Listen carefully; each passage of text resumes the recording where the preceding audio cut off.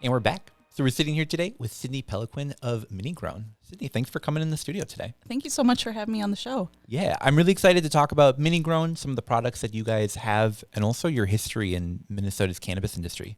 But First off, a little bit about your background. Tell me about what brings you to the cannabis industry. What was your first experience with cannabis? Sort of what brings you here? Yeah, absolutely. So my first experience with cannabis was in high school, and I was 16, and it was an old friend who introduced me. Mm-hmm. And, you know, I didn't like it at first. The first time I tried it, I didn't like the taste of it. Mm-hmm. But that changed very quickly, and I feel like the first time that I ever consumed, it was an edible. I was by myself. I put on Bob Ross. It was a great time. I love that. Yeah, it was a great time. I just remember all my muscles relaxing so much and being like, okay, I see why people enjoy this. I see why this is good. Another thing is my family consumes as well. And my grandfather specifically consumed throughout his life, but as well as that, he did develop Parkinson's disease in the later part of his life. So he used cannabis to help manage those symptoms. And It was amazing to see, you know, his tremors immediately go away after consumption. So that's really special to me. And, you know, I think that is a large reason why I wanted to join the industry. That's very cool. Yeah, in 2021, that's when I started. Before that, I was going to school in Canada for my first year in 2019. And then COVID happened, and I had to come back because the border closed. So I had no choice. And I knew I wanted to work in the cannabis industry because when I was there, it's legal at 19 years old. So I could consume there and access the Canadian dispensaries, which was very cool. So was your first experience. Interaction with legal cannabis in a nationally legal? Yep. Very cool. Okay. Yep. And it was so nice to have all those options. And I knew at that point, even before COVID, that I was thinking about coming back. I was like, okay, what do I want to do when I come back here? I don't really know. But I thought of the cannabis industry. So yeah. And 2021 was like a really exciting time for our industry. With post-hemp, we had hemp being grown across the country. And people were really learning that CBD could be put into a variety of different products for people, for pets, for anything. At the time, were you, you had talked about the medical history of having your grandpa who used it. Were you a CBD user at the time, or were you much more like the traditional cannabis consumer? A little bit of both. Okay. I used it occasionally. I didn't use it all the time, I will admit. But I did use it every once in a while to manage, you know, anxiety or insomnia. So I dabbled in it a very bit. cool. Yeah. That fits in well here at the Yep, the Demo absolutely. Absolutely. So then that leads me to working at Minny Grown. Yeah. I was working at a hotel before that. I didn't like it. I was also going to school online because this was during COVID still, you know. My first interview with Zach was over Zoom. Okay. Because it was COVID and, you know, it was only 20 minutes away. I could have very well done it in person. So we were all still wearing masks and everything. And it was just a part-time gig. I wasn't looking for anything serious at the time. As I said, I was going to school. And I started working at the store. I actually was hired on 4/20 of 2021. All right. That's cool. Yeah. So that is my work anniversary. And I worked at the store part-time, managing it, you know, taking care of customers who were there to shop for CBD products. That was all we were selling at the time. We weren't selling these products that we have in front of us. But, you know, it was tinctures, and we had capsules, topicals, and pet tincture as well. So we still sell a few of those products today, but that was all we did. You know, we didn't have the THC line yet. And it was in Woodbury. Business was slow. It was very slow. Yeah. The store in Woodbury ended up shutting down in February of 2022. Yep. Okay, for sure. So I wasn't even working there for a whole year. And at that time, I was laid off for a few months. And then when they started producing THC, they were on the news. So I saw Zach on the news. I happened to be watching, and I was like, okay, I know they didn't have a lot of help before. It was just me and one of my friends working at the store. So I reached out to him and was like, oh, do you need help at the facility with things starting? Because I lived in Hudson, Wisconsin at the time, and the Minny Grown facility is in Cannon Falls. So I was commuting an hour to get there every day. Okay. So it was definitely a big commitment, but that's, when this all started. Yeah. That became my full-time job. That's so cool. One that shows like the passion of today. We sort of take for granted that like if you're interested in learning about cannabis, like there's cannabis shops from all over the place. But at the time, like I was working on a farm that similarly was like an hour and a half away from my house, and I was just lucky for the opportunity to be able to like be in the cannabis industry and Absolutely. like see this stuff. And what was it like seeing that transition going from CBD, it's sort of a smaller business, to then all of a sudden like, oh shit, we can put THC in all this stuff? It was so insane. It was such a insane growth point because, the business was at a point where it was about to shut down. They were very, very close. But then they introduced the THC gummies. The first one was blueberry. I don't believe I have it up here right now, but that was our very first one. Yep. And they featured it on the news. They reached out to the news to try to get some coverage about it and listed it online and started selling it on, July 1st of 2022. Totally. And I started working July 5th, 2022 back with them. Cool. Yeah. So just really like in the height of like all of a sudden that demand for edibles, we have lines out of stores like where CBD, there were people that were aware of it and using it. I think that demand for THC was just like so much larger. So many businesses were overnight transformed. Oh, absolutely. We didn't have much staff at that time. We were having a lot of Zach's family volunteer and, people in the community volunteer for the first little bit beforehand to get things ready because we had so many orders come in that it took a really long time to be able to start producing that and getting that taken care of at the very start of a business. When things aren't streamlined, we're still testing things out.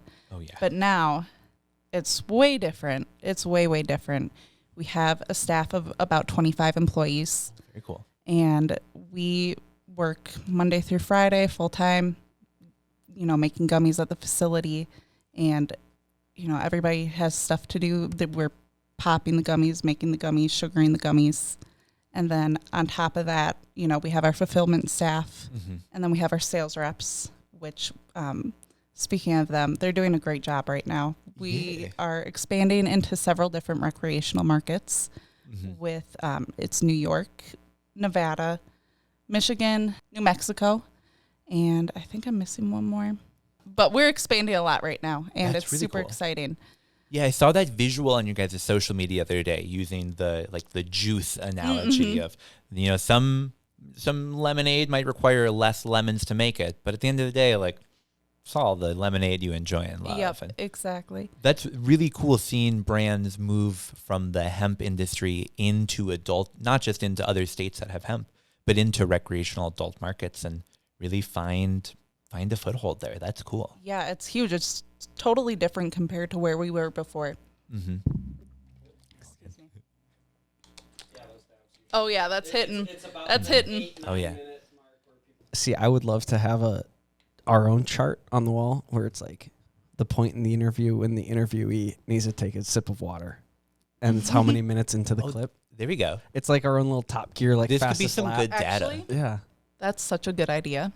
You see, that's folks, such a good idea. This is how the magic is made. There's a podcast called Hot Dabs that I really like, and their whole thing is they start with like a pretty average like dab, and then they move to like a slightly hotter, slightly larger dab, and it just keeps increasing until that guest is like, "Nah, I'm done. That's all I need."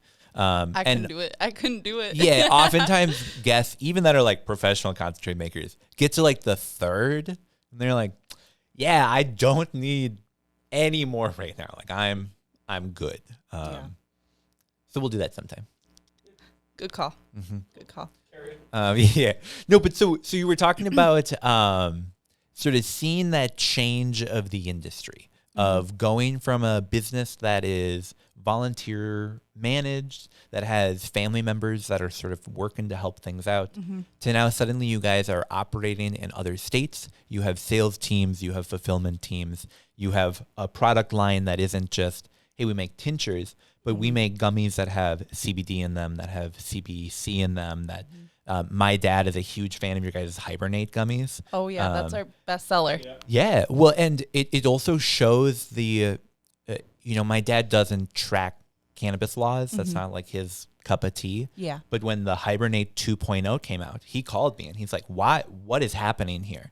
And he still loved them. Like, it's not a negative against the product, but I think it goes to show how people find what they like. And when that's no longer available, they realize like, oh, like that actually was legitimately helping my life. Like I felt like I was sleeping better. I felt like I was getting relief. I felt like whatever be it, I was getting more enjoyment out of life because of that product. And now I can't have it. So I'm glad that these products are here to stay and that we've sort of leveled out on what our industry looks like. So we actually still have the original Hibernate available. Ooh, all right. We still have them available. We decided to keep both. And the 2.0 is actually the better seller. It's our top selling product, but we do still have the original Hibernate. For sure. And it's going great. That's Along really cool. with the CBN gummies, the Rainbow Sherbet CBN gummies. Those don't have any THC, but they are 25 milligrams CBN. Very cool. Yeah, I think it's neat having that additional cannabinoids available on the market. I've heard that people talk about Minnesota consumers as perhaps some of the most educated when it comes to the minor cannabinoids. That you go to Colorado and sure they talk about THC and CBD, but they're not talking about like what is the CBN percentage in this cannabis. But you have consumers in Minnesota that seek out products because they know that has the blend that I want. Or, Yeah.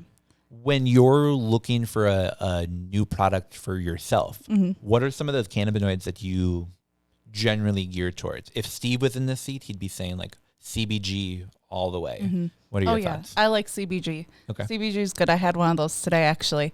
They're delicious. They're pink lemonade. Okay. And very cool. I also like a high CBD content. I really like the Hibernate 2.0 gummies. I definitely feel like I'm not groggy in the morning after that, and it's just such a relaxing feeling. Those are so good. So CBD and CBG, some of my favorites. Cool. I take it. CBN, I'm so about it. I like it a little bit, but I feel a little bit groggy personally after it. But, it works well for a lot of people. We got a lot of positive feedback from it. I love it. We'll give it a try. So I wanted to ask you a little bit about some of the other things that you do for Minny Grown. You've evolved in your role from working on the sales side to also helping to manage the social media accounts. Can you tell me a little bit about what it's like being in 2024, now 2025, and managing social media accounts for a cannabis company on maybe not the most friendly platforms to cannabis ever? Oh, it's really difficult sometimes. It can be really difficult with constantly changing rules and regulations that you have to abide to.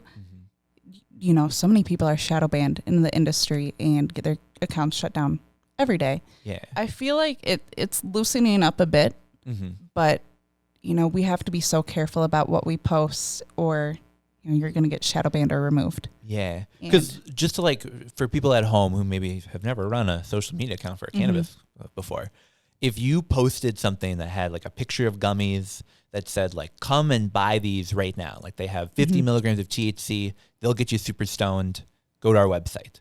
Oh yeah, no, you Facebook can't do isn't that. going to be cool with that. No, no. Facebook isn't as bad as Instagram. Okay. Instagram is Jordan's rolling his eyes. Yep. Yeah, Instagram's the worst. TikTok can be difficult as well. Twitter, X, completely open. You can say whatever. YouTube also has some regulations with the shorts, I've noticed. Yep. And LinkedIn, you can be pretty open as long as you're talking about, business to business stuff. Okay.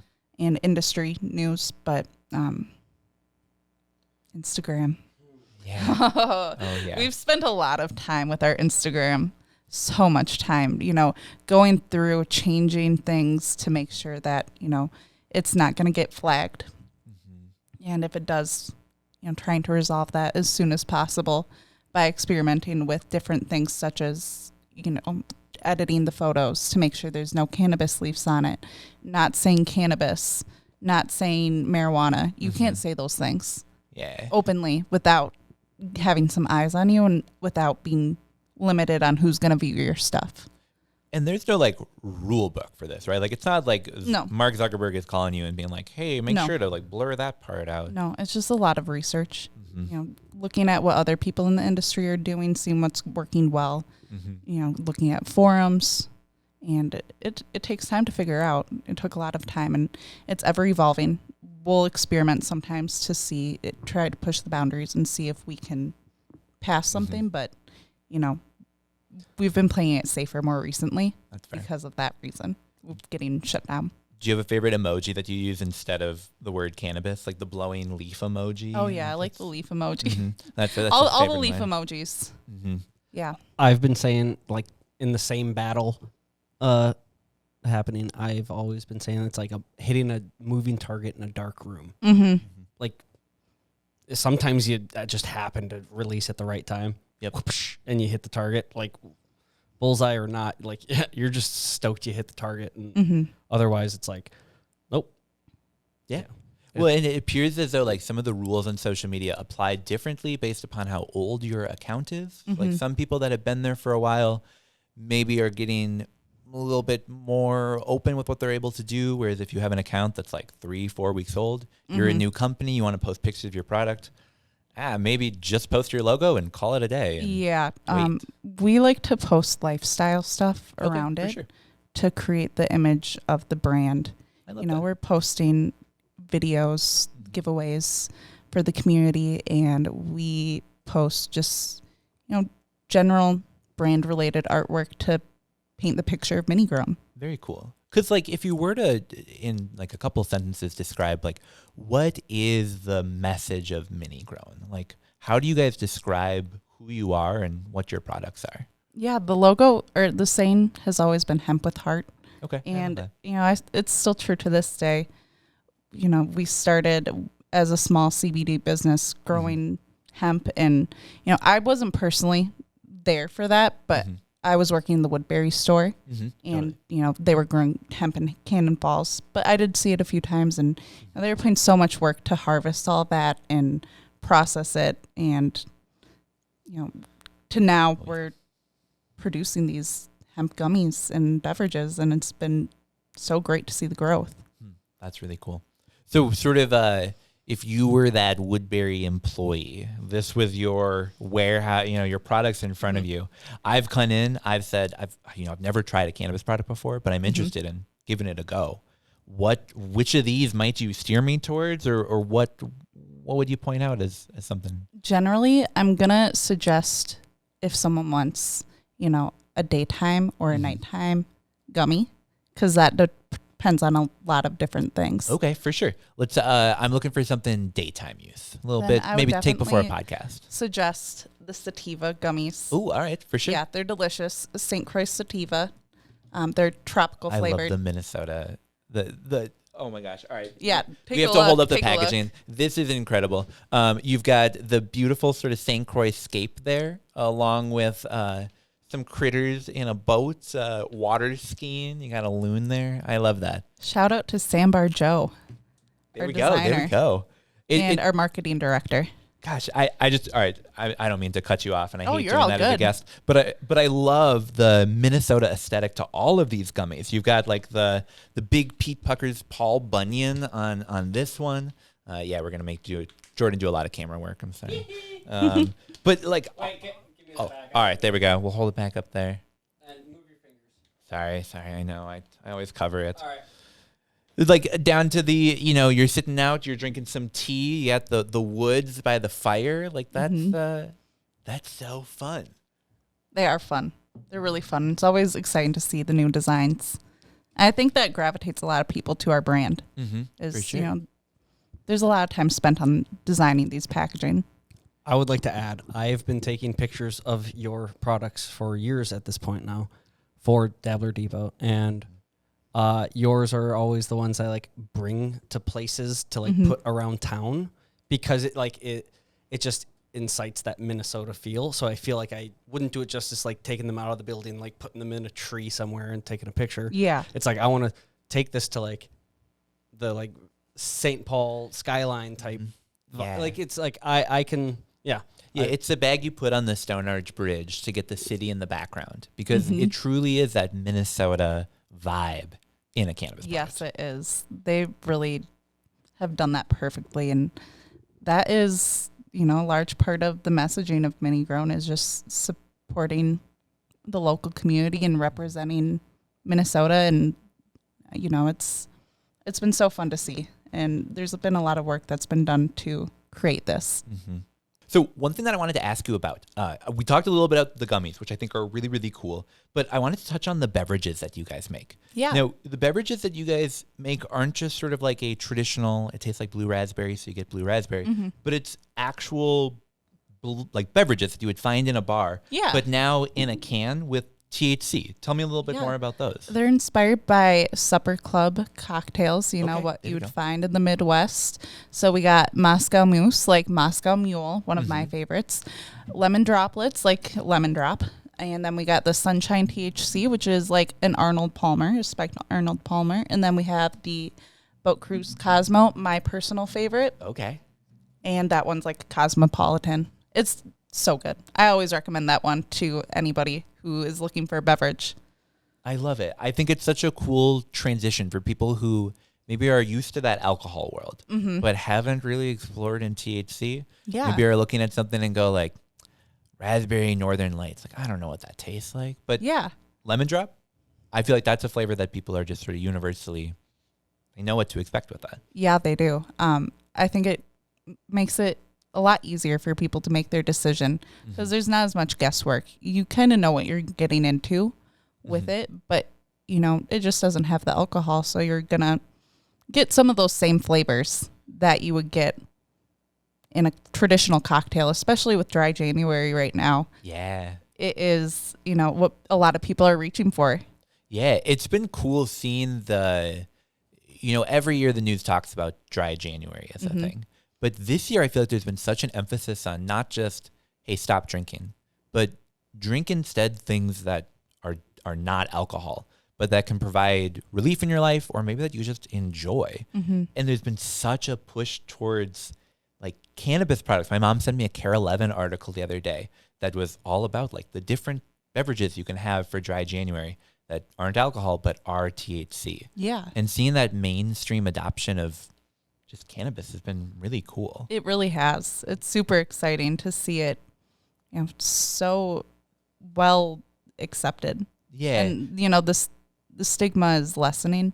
Of course, it's still there a little bit, but, it's lessening more and more. And you can find it at the grocery store. You can find it at the liquor store. You can find it at the corner store. Anywhere you go, you can find it. Oh, yeah. Now, you're born and raised in Minnesota. Yep. What has it been like watching like the community that you grew up in transition to accepting cannabis? Like, I went to a gas station just a couple blocks from my parents' house the other day that's selling THC products now. And thinking about like the amount of times I went there as a kid and like, were we stoned? Maybe, but like, we weren't supposed to be. Then now they're the ones selling the cannabis products. It's such a change. What has that been like in your world? It's been great to see. I think it's such a positive thing. And, it's so easily accessible that you can easily use that as an alternative to alcohol. Whereas before, when there wasn't such a market for it, you're making it yourself. Yeah. And now you don't have to do as much guesswork to have those alternatives available to you. Yeah. The days of the eat half a brownie and wait an hour. And see. Yeah. You don't know how much is in it necessarily. And that's been, I think, like all right, we keep going on all these tangents, but this is one that I think is important to touch on. It was such a change for me making homemade edibles, which I've been doing for a while, and sharing them with people in my life and saying, the dosage is like somewhere between like 10 and 25. And having loved ones in my life that have so gotten used to the 5-10 milligram edibles that look at me and go like, oh, I don't want that. And I'm like, oh, but like you might get really stoned. Couldn't that be fun? And they're like, no, I like knowing what to expect. Yeah. And I suppose that is the cannabis world of today. People don't like the buying an edible with cannabis in it and have fun. Yeah, exactly. That's why I really liked living in Canada because it was available to me there in that same perspective. And now it's really exciting to see that my home, Minnesota, is getting caught up to that point. Yeah, hopefully our industry soon gets to the point that Canada's is, which is at least having stores open.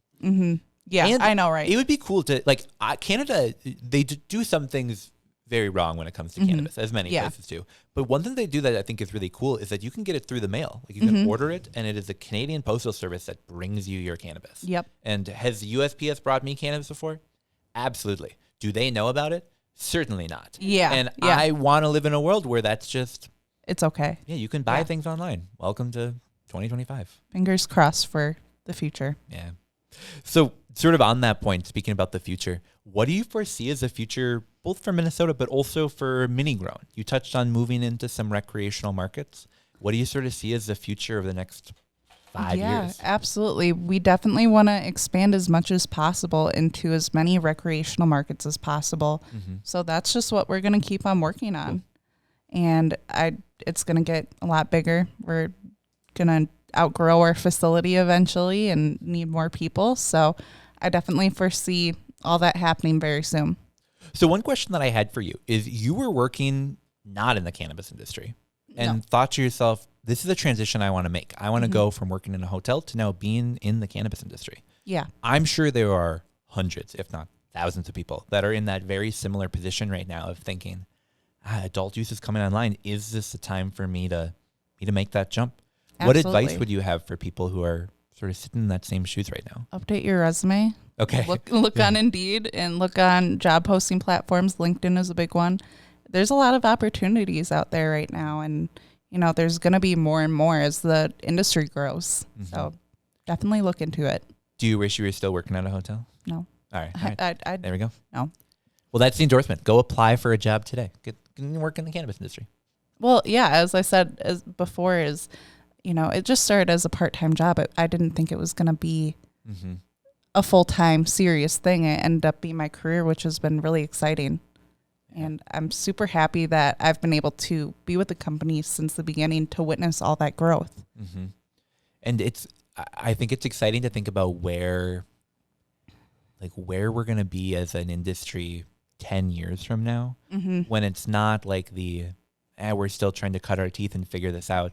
We're still trying to have states that are coming online, but hopefully as things stabilize and businesses are able to actually plan for the future, this is going to look like the garage of Apple.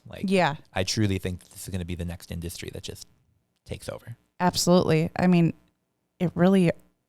it's booming so much right now, and it's just going to get bigger and bigger. Super exciting because it's national now. Yeah. On a national scale, people can find hemp products. So, before it felt like it was very much a Minnesota thing, and then it grew beyond that and then into the recreational markets as well. So it's so accessible everywhere you go. Yeah, it's cool having people watch in other states and being able to say, these are cannabis products that you can try. Just buy it online and they'll ship it to you. And you can try exactly. Do you have a high note from this last week? It can be anything. Something you enjoyed, a thought you had. I'm a little stoned right now. Perfect. That's all good. That's I need the to point. think. Yeah, so Look back. Yeah. Okay, so for reference, last week Tanner had a beautiful kind of almost philosophical high note, and my high note was, all right, fuck, marry, kill, blunts, bongs, bowls. That's kind of the... No, my high note was I went to a women's hockey game, and I thought it was really cool. Nice.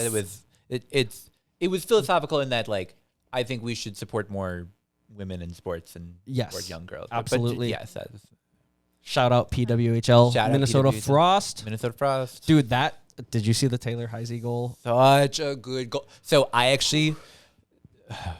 Welcome to the hockey podcast. Okay, yeah, this just went from a podcast to a sports podcast. So Minnesota Frost, our professional hockey team, they were tied. They went into overtime. They won with a shot right at the end. I had just stepped out of the living room to go grab something, and my wife screamed. And we've been dealing with mice. So I thought there was a mouse in the living room. Oh, my God. And I came running out prepared to help. And it was that the Frost had just won the game. Oh, my God. That's so funny. Yeah, it was an emotional roller coaster, to say the least. And I was thrilled. That's great. Yeah, no mouse and Good we news. won. Yeah. Good news. Yep. Yeah, so do you want to do a high note? You don't have to, though. My high note has been, I mean, so far the new year's been pretty good. Sweet. It's been super exciting.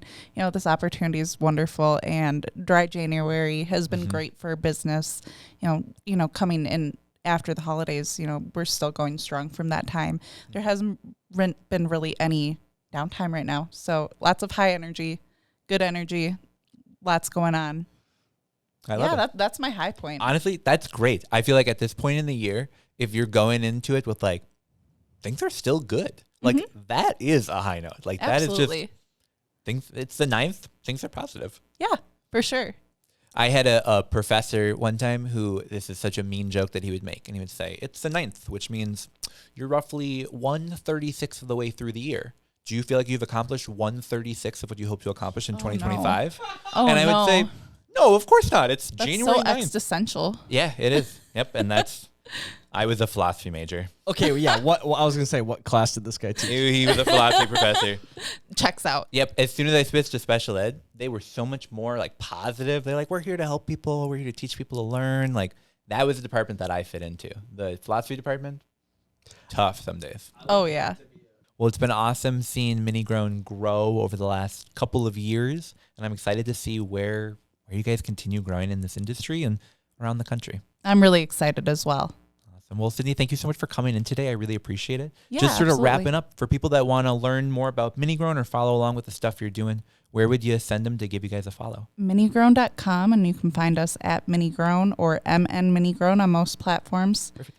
At MN Minny Grown is only for Facebook and YouTube. There we go. Yep. I love that. Awesome. Well, Sydney, thank you so much for coming in again. Yeah, thank you so much for having me. I really appreciate it. Absolutely. We'll be back in just a minute.